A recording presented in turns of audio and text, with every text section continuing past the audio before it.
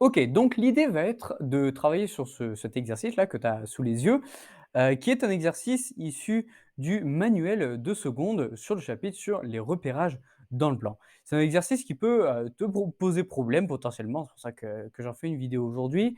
Je te propose de le faire au fur et à mesure qu'on avance, d'accord? Je risque de faire peut-être des coupures, histoire de te laisser le temps de faire, le la question, d'accord? Ou le calcul et puis, histoire aussi d'aller plus vite. Faut pas que je fasse en direct et qu'on aille un petit peu plus vite.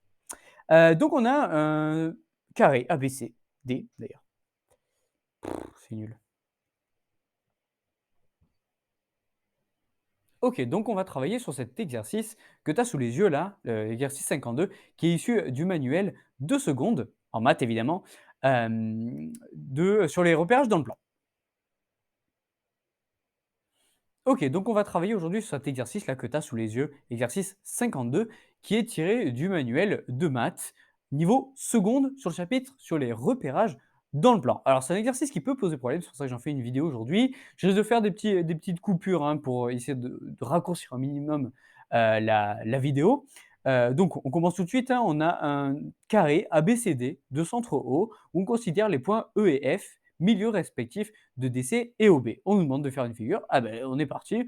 On prend la règle. Alors, sur ordinateur comme ça, sur écran, ça n'est pas forcément facile.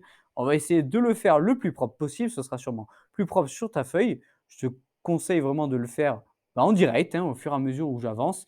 Tu le fais sur ta feuille, histoire de t'entraîner et être sûr que tu maîtrises le chapitre, ou du moins cet exercice-là. OK, on a un beau carré tracé à la règle évidemment. On va l'appeler A. Alors, je vais peut-être mettre le A ici d'abord. Hop, A, B, C et D. OK, maintenant qu'on a ce carré-là, on nous dit que E et F sont les milieux respectifs de DC et OB. Ça veut dire que E est le milieu de DC. Alors, comme j'ai fait 3 carreaux, on va être à un carreau et demi ici, où on va avoir E. Et F qui va être le milieu de OB. Alors, comme c'est un carré de centre O, on va avoir O ici. Et le milieu, alors peut-être le faire plus proprement peut-être, un petit peu à la règle, tac. On va tracer ici en pointillé, hop, le milieu de OB qui va être ici et qui va être F. OK. Alors, maintenant qu'on a mis ces points-là, on veut lire les coordonnées de tous les points dans le repère pardon, ABD. Alors, c'est pas un repère OIJ. Bon, c'est pas comme d'habitude, mais c'est le même type de repère. D'accord? Si tu vois pas ce que c'est ce repère ABD, comment on va le tracer, ce que je te conseille, c'est de revenir sur la vidéo où j'expliquais la différence entre un repère ABD justement ou un repère OIJ.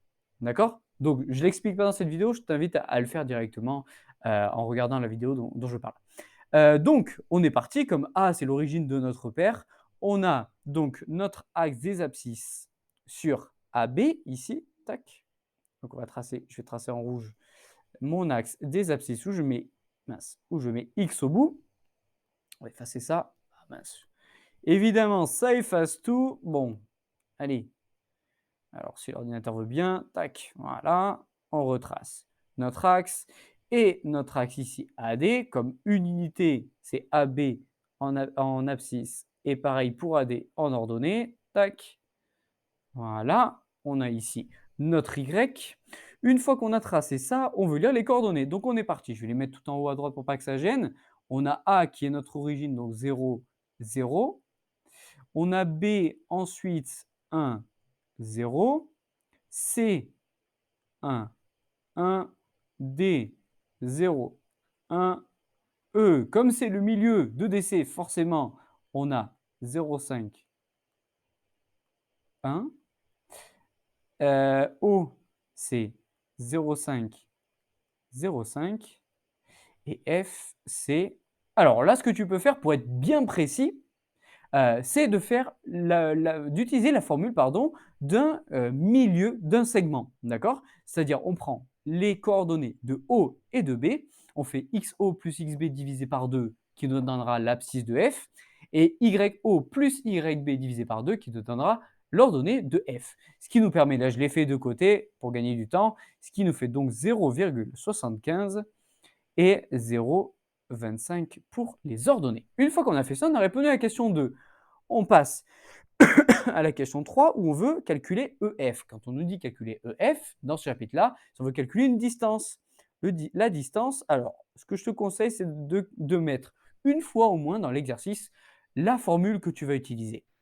Alors, donc du coup, on est parti. Hop, on va remplacer par les valeurs. On a XF qui vaut 0,75 moins XE qui vaut 0,5. Le tout, on va le mettre au carré, plus 0,25 moins 1, le tout toujours au carré. Allez, on est parti, on prend la calculatrice s'il faut. 0,75 moins 0,5, ça fait 0,25. 0,25 au carré. Alors, la calculatrice nous dit 0,0625. Moi, ce que je te conseille vraiment, c'est de garder des fractions pour avoir vraiment la valeur exacte. Ce qui nous donne donc un seizième. Alors, je ne sais pas pourquoi j'ai mis une parenthèse ici. Hop, un seizième plus 0,25 moins 1, ça fait 0,75. 0,75 au carré, ça fait 0,5625. On va le remettre en fraction, encore une fois, ce qui nous fait 9 seizièmes. Et au final, quand on fait cette addition, ça nous fait 10 seizièmes. Et on va laisser surtout racine carrée de 10 seizièmes pour avoir la valeur exacte. Et puis on recommence ça avec EA et FA. Et nous revoilà donc avec nos trois distances EF, EA et FA. Et là, ce qu'il faut pouvoir repérer, c'est qu'on a une première distance et une deuxième ici qui font la même mesure. Ce qui veut dire quoi? Un triangle où on a deux côtés de même longueur, c'est un triangle isocèle. D'accord? Imaginons qu'on ait eu un triangle où on ait trois distances qui soient différentes, mais qu'on arrive à voir, par exemple, si je fais un petit. Allez, je vais décaler là, si c'est possible, si il veut bien. Je reprends ça, tac. Ok. Allez, je refais un petit exemple ici. Imaginons qu'on ait racine carrée de 10 ici, on est racine de 2,80 et, euh, et racine de racine de 90, par exemple. On voit bien qu'il y a une petite relation quand même entre 10 et 80 et que si je fais 10 plus 80, ça fait 90. Mais le truc, c'est qu'on a des racines ici. Et ça, c'est quelque chose d'assez typique. Et là, il faut revenir sur ce qu'on sait de la troisième et sur justement le théorème de Pythagore. Parce que si on fait le théorème de Pythagore, on dit par exemple que là, c'est AB, ça, c'est BC et ça, c'est AC. AC au carré, l'hypoténuse au carré est égale à la somme des deux autres côtés au carré.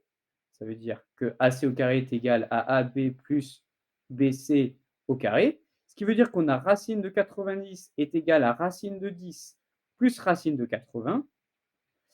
Et alors attention, une fois qu'on a une racine et un carré, faire une racine et à la fois un carré, ben ça annule. C'est-à-dire que si je prends 9, que je fais la racine de 9, ça fait 3. Et si je mets 3 au carré, ben je reviens à 9. Ce qui fait que là, on a toutes les racines et les carrés qui s'annulent. Et au final, on a 90 qui est égal à 10 plus 80. Et donc 90 est égal à 90. Et donc dans ces cas-là, le triangle est rectangle d'après le théorème de Pythagore. J'espère que tout est clair. Je remets ici les calculs qu'on a fait aujourd'hui. J'espère voilà, que tu n'as pas de questions et que tu es capable du coup de faire un exercice de ce type-là. Si tu as la moindre question, n'hésite pas, tu peux m'envoyer un petit message ou un commentaire ci-dessous.